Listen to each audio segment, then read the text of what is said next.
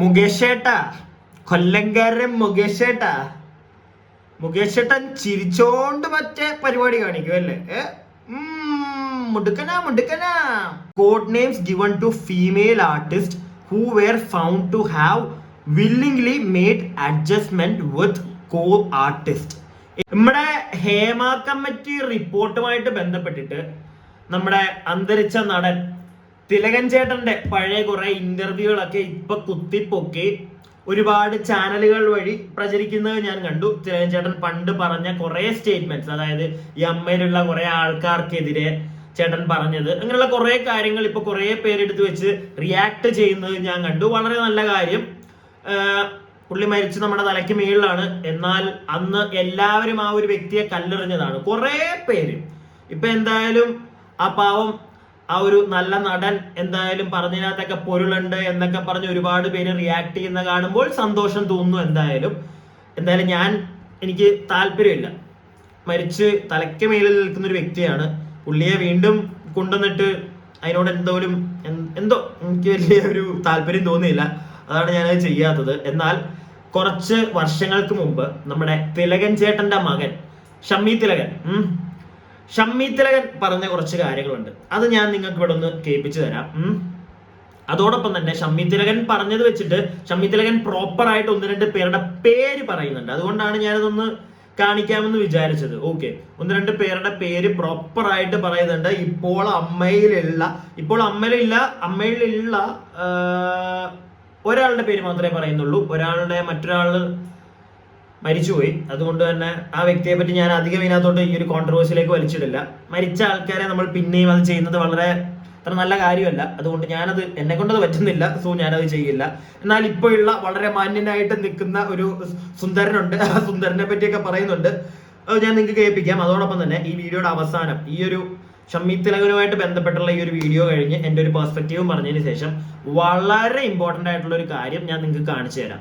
അത് എനിക്കറിയില്ല അത് കാണിക്കുന്നതുകൊണ്ട് എന്തെങ്കിലും പ്രശ്നമുണ്ടോ എന്ന്. എന്തായാലും അതിന്റെ ഒരു ഭാഗം മാത്രമേ ഞാൻ കാണിക്കുള്ളൂ. മറ്റൊരു വശം ഞാൻ കാണിക്കില്ല. അതാണ് കുറച്ചും കൂടെ വലിയൊരു പ്രശ്നം. അത് ഞാൻ കാണിക്കില്ല. എന്നാൽ നിങ്ങൾ എല്ലാവരും അറിഞ്ഞിരിക്കണം, വൃത്തികെട്ട കുറേ പരിപാടികൾ ഈ ഒരു ഹേമ കമ്മിറ്റി റിപ്പോർട്ട് വന്നതിന്റെ പുറകിലായിട്ട് വേറെ ഒരു സൈഡ് ഇതിന്റെ ഇടയിൽ കൂടെ നടന്നു പോകുന്നുണ്ട്. വളരെ മോശമായിട്ട് എനിക്ക് തോന്നി. ഒരിക്കലും ഞാൻ ആ ഒരു പരിപാടിയെ സപ്പോർട്ട് ചെയ്യില്ല. എനിക്ക് കുറച്ച് ഓൺലൈൻ മീഡിയാസിനെയും സിനിമ ഇൻഡസ്ട്രിയിൽ ഒക്കെ കുറച്ചുപേരെ അങ്ങനെ ഒരു സർക്കിളിൽ നിന്ന് ഞാൻ അറിഞ്ഞൊരു കാര്യമാണ്, ചില വാട്സപ്പ് ഗ്രൂപ്പുകളിലൊക്കെ കിടന്ന് കറങ്ങുന്ന ഒരു വൃത്തികേട്. അവസാനം കാണിച്ചു തരാം. എന്തായാലും അതിന് മുമ്പ് നമുക്ക് ഷമ്മി ചേട്ടൻ പറയുന്ന കുറച്ച് കാര്യങ്ങളിലേക്ക് അങ്ങോട്ട് പോവാം. 29 ജൂൺ 2018 ഇടവേള ബാബുവിന് ഞാൻ അയച്ച മെസ്സേജിന്റെ സ്ക്രീൻഷോട്ടാണിത്. കണ്ടോ? ആ രേഖ എൻ്റെ കയ്യിലുണ്ട്. 2018 ജൂൺ 29, അതായത് വിനയൻ്റെ ഒരു കേസുണ്ട് അമ്മ സംഘടനയുമായിട്ടുള്ള, അതായത് ഡയറക്ടർ വിനയൻ, അദ്ദേഹത്തിൻ്റെ വിലക്കി എന്നൊക്കെ പറഞ്ഞുകൊണ്ട് അമ്മ സംഘടന അതിനകത്ത് ആണ് ഒന്നാം കക്ഷി. ഇടവേള ബാബുവും ഇന്നസെൻറ്റുമാണ് അതിൽ മറ്റൊരു കക്ഷി. അങ്ങനെ competition commission of India Delhi അവിടെ ഈ കേസ് നടത്തുന്നു. ആ കേസിൽ ശ്രീ വിനയൻ നിങ്ങളതൊക്കെ റിപ്പോർട്ട് ചെയ്തിട്ടുള്ളതാണ്. ശ്രീ വിനയൻ വിജയിക്കുന്നു. ആ ഇതിൻ്റെ അടിസ്ഥാനത്തിൽ അതിനകത്തെ പ്രധാന, ഞാനും അതിനകത്തൊരു സാക്ഷിയായിട്ട് എന്നെയും വിസ്തരിച്ചതാണ് കമ്മീഷൻ. അവിടെ എറണാകുളത്ത് വൈറ്റ് ഫോർട്ട് ഹോട്ടലിൽ വെച്ച് എന്നെയും വിസ്തരിച്ചതാണ്. അന്ന് ഞാൻ ഒരു കാരണവശാലും അമ്മയെ തള്ളി പറഞ്ഞിട്ടില്ല. അമ്മയ്ക്ക് അനുകൂലമായിട്ടാണ് ഞാൻ മൊഴി കൊടുത്തത്. ആ മൊഴി വായിച്ചു നോക്കിയാൽ അറിയാം. അത് കോമ്പറ്റീഷൻ കമ്മീഷൻ്റെ അതിനകത്ത് ജഡ്ജ്മെൻറ്റിനകത്ത് അത് പറഞ്ഞിട്ടുണ്ട്.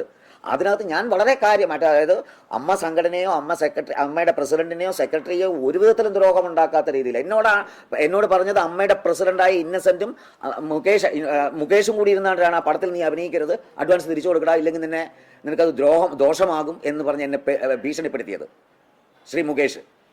തമാശയായിട്ട്, അതായത് ഭീഷണി എന്ന് പറയുന്നത് കത്തി വെച്ച് കുത്തുന്നത് മാത്രമല്ലല്ലോ ഭീഷണി, തമാശയായിട്ട് ചിരിച്ചോണ്ടെങ്കിൽ ഭീഷണിപ്പെടുത്താം, അറിയാമല്ലോ. അതിനൊക്കെ നല്ല ഹ്യൂമർ സെൻസോട് കൂടി ആക്ഷേപിക്കാം, അല്ലെങ്കിൽ ഭീഷണിപ്പെടുത്താം. അങ്ങനെ ഭീഷണിപ്പെടുത്തിയിട്ടാണ് ഞാൻ ആ പടത്തിൽ നിന്ന് പിന്മാറേണ്ടി വന്നത്. എനിക്ക് എന്നെ സംബന്ധിച്ചിടത്തോളം ഞാൻ എന്തിനീ പ്രശ്നങ്ങൾ, ആ ഒരു പടം പോയ പോട്ട് എന്ന് ഇതായത് വഴക്കുണ്ടാക്കുക എന്നും വേണ്ടെന്ന് പറഞ്ഞു ഒഴിഞ്ഞു നിന്നിരുന്നതാണ്. വിനയൻ്റെ പടത്തിൻ്റെ പേര് ഞാൻ വിട്ടുപോയി. അതെനിക്ക് വേറെ അഭിനയിച്ചിരിക്കുന്നത് മറ്റേ പ്രിയാരാമൻ്റെ ഹസ്ബൻഡില്ലേ, രഞ്ജിത്തോ മറ്റോ ആണ് അഭിനയിച്ചത്. ആ ഒരു കുട്ടിയുടെ ഒരു പടം, കുട്ടിയുടെ അച്ഛനായിട്ടായിരുന്നു എന്നെ വിളിച്ചിരുന്നത്. ഒരു നല്ല വേഷമായിരുന്നു, അത് പോട്ടെ, അതെന്തായാലും ആയിക്കോട്ടെ. അതിലെനിക്കൊരു നല്ല റെമോണ്ടേഷൻ പറഞ്ഞിരുന്നതാണ്. ആ റെമോണ്ടേഷൻ അതിനകത്ത് എനിക്ക് അഡ്വാൻസ് കിട്ടിയതാണ്. ആ അഡ്വാൻസ് അടക്കം ഞാൻ തിരിച്ചു കൊടുത്തു. അതുവരെ കോമ്പറ്റീഷൻ കമ്മീഷന്റെ വിധിയിലുണ്ട്. അപ്പോൾ എന്നെ സംബന്ധിച്ചിടത്തോളം എന്നെ അവർ വിലക്കി, എൻ്റെ ജോലി അല്ലെങ്കിൽ എൻ്റെ സിനിമ വിലക്കി.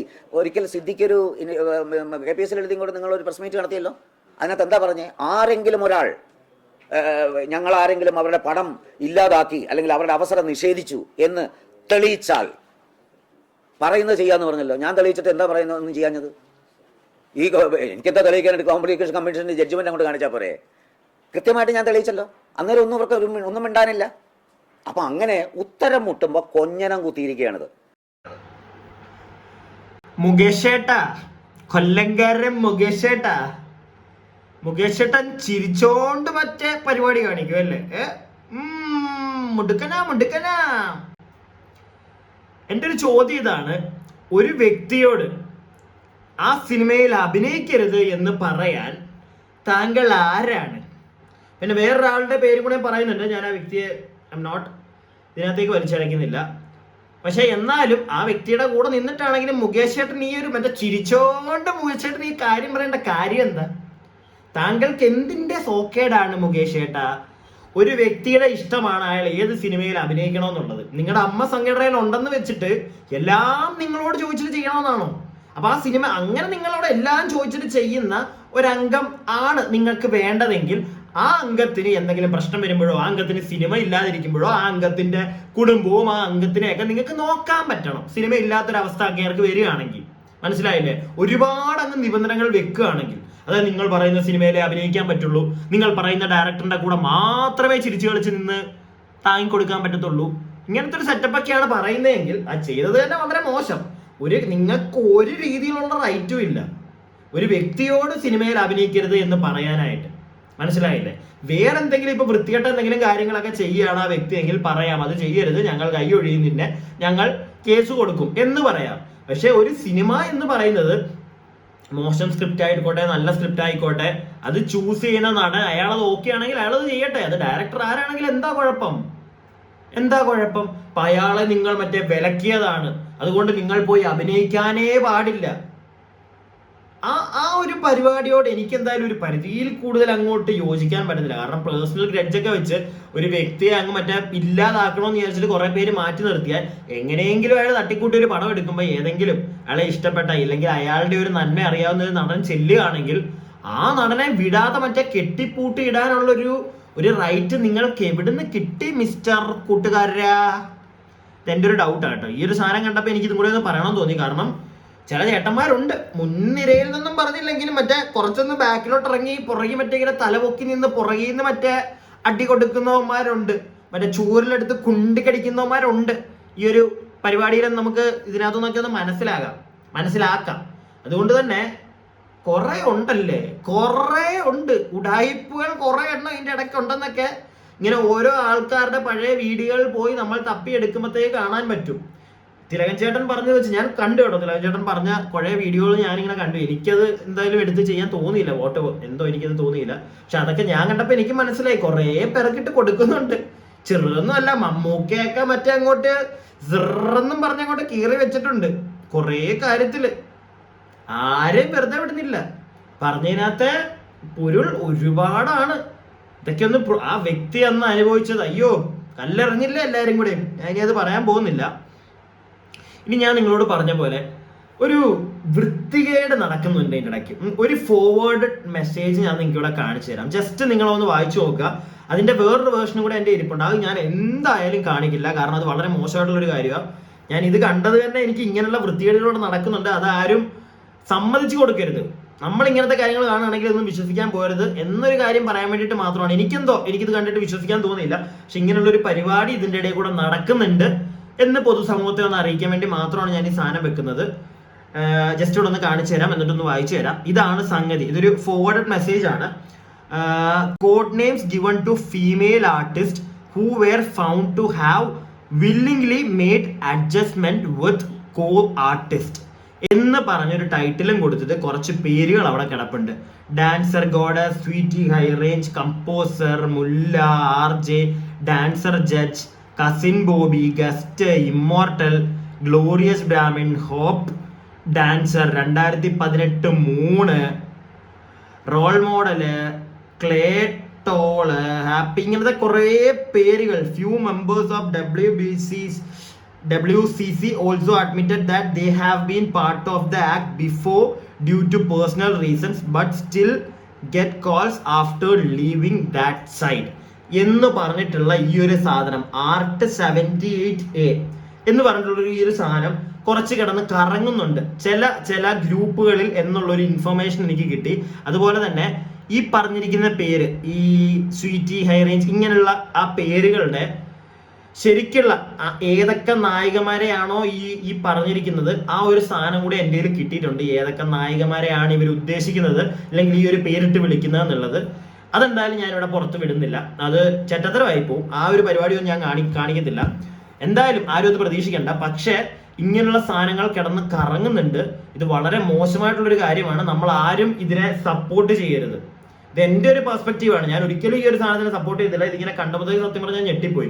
എനിക്ക് ഈ ഒരു സാധനവും കിട്ടി. ഇതിന്റെ അടിയിൽ തന്നെ എനിക്കൊരു ഫോർവേഡഡ് മെസ്സേജ്, ഡീകോഡഡ് സക്സസ്ഫുള്ളി എന്ന് പറഞ്ഞിട്ട് ആരൊക്കെയാണ് ഇത് എന്ന് പറഞ്ഞിട്ടുള്ള ഒരു സാധനം, ഈ ഹോപ്പ് ഡാൻസർ അങ്ങനെയുള്ള പേരുകളുടെയൊക്കെ ശരിക്കുള്ള ആരാണ് വ്യക്തി എന്നുള്ളൊരു സാധനം കൂടെ കിട്ടിയിട്ടുണ്ട്. പക്ഷെ ഞാനൊരിക്കലും ഇത് ഇങ്ങോട്ട് ഫോർവേഡ് ചെയ്യാനും പോകത്തില്ല, ഒരു പരിപാടിക്ക് ഞാൻ നിൽക്കത്തില്ല. ഇങ്ങനെയുള്ള വൃത്തികേടുകൾ നടക്കുന്നുണ്ടെന്ന് നിങ്ങളൊന്ന് അറിയിക്കാൻ വേണ്ടിയിട്ട് മാത്രമാണ് ഞാനൊന്ന് വായിച്ചു തന്നത്, കാണിച്ചത്. ഒരിക്കലും ഇങ്ങനെയുള്ള കാര്യത്തിലൊന്നും എനിക്കൊരു പരിധിയിൽ കൂടുതൽ അങ്ങോട്ട് വിശ്വാസമൊന്നുമില്ല. എന്താണെങ്കിലും വിശ്വാസമില്ലാത്ത പ്രോപ്പർ ചാനൽസ് വഴി അല്ലാതെ ഈ കിടന്ന് കളിക്കുന്ന വൃത്തികേടുകൾ ഒരിക്കലും നമ്മളാരും ഫോർവേഡ് ചെയ്യാനോ ഒരു പരിധിയിൽ കൂടുതൽ സപ്പോർട്ട് ചെയ്യാനോ നിൽക്കരുത്. അതും കൂടെ ഞാൻ ഈ വീഡിയോയിൽ ഒന്ന് പറഞ്ഞു പോവുകയാണ്. അപ്പൊ എന്തായാലും ഇത്രേ ഉള്ളൂ. ഇതുപോലുള്ള കുറേ വീഡിയോകൾ വരുന്നുണ്ട്. എന്താണെങ്കിലും ഈ ഒരു ഹേമ കമ്മിറ്റി റിപ്പോർട്ട് പ്രോപ്പറായിട്ട് തന്നെ മുന്നോട്ട് പോട്ടെ. വൃത്തികേടുകൾ ചെയ്തവന്മാരൊക്കെ പെടട്ടെ. ഇല്ലെങ്കിൽ എനിക്കറിയില്ല എത്ര എണ്ണങ്ങളൊക്കെ പെടുവെന്നിവിടെ. എന്താണെങ്കിലും ഇല്ലെങ്കിൽ അറ്റ്ലീസ്റ്റ് അവർ റിപ്പോർട്ടിൽ വന്നിരിക്കുന്ന പോലെ തന്നെ കുറെ കാര്യങ്ങൾ സ്ത്രീകൾക്ക് ചെയ്തു കൊടുക്കാൻ പറ്റുന്ന നല്ല കാര്യങ്ങളൊക്കെ ഗവൺമെന്റ് ഇടപെട്ട് ചെയ്ത് കൊടുക്കുക. എന്തോരമൊക്കെ ഇവിടെ ശരിയാകുമെന്നൊക്കെ കണ്ടറിയാം കേട്ടോ. എന്താണെങ്കിലും വോട്ടോ നിങ്ങളുടെ അഭിപ്രായങ്ങൾ കമന്റ് ബോക്സിൽ രേഖപ്പെടുത്തുക. വീഡിയോ ഇഷ്ടപ്പെട്ടിട്ടുണ്ടെങ്കിൽ ലൈക്ക് ചെയ്യുക. സബ്സ്ക്രൈബ് ചെയ്യാതെ വീഡിയോ കാണുന്നവർ സബ്സ്ക്രൈബ് ചെയ്യുക. ഇടയ്ക്ക് ഇങ്ങനത്തെ എക്സ്ക്ലൂസീവ് പടപ്പലും കൊണ്ടൊക്കെ വരാം. പക്ഷെ കാണിക്കാൻ പറ്റുന്നത് മാത്രമേ എത്ര എക്സ്ക്ലൂസീവ് ആണെങ്കിലും ഞാൻ കാണിക്കുള്ളൂ. വൃത്തികേടുകൾ ഒരു പരിധിയിൽ കൂടുതൽ അങ്ങനത്തെ പരിപാടികൾ കാണിച്ച് നമുക്ക് താല്പര്യമില്ല. എന്താണെങ്കിലും തംബ്നെയിലൊക്കെ ഓരോന്ന് കാണിക്കൂടെ, അത്രേ ഉള്ളൂ. അല്ലാതെ വീഡിയോയിലൊന്നും നമ്മൾ ഒരു പരിധിയിൽ കൂടുതൽ എനിക്കതിനോട് താല്പര്യമില്ല. ഓക്കെ.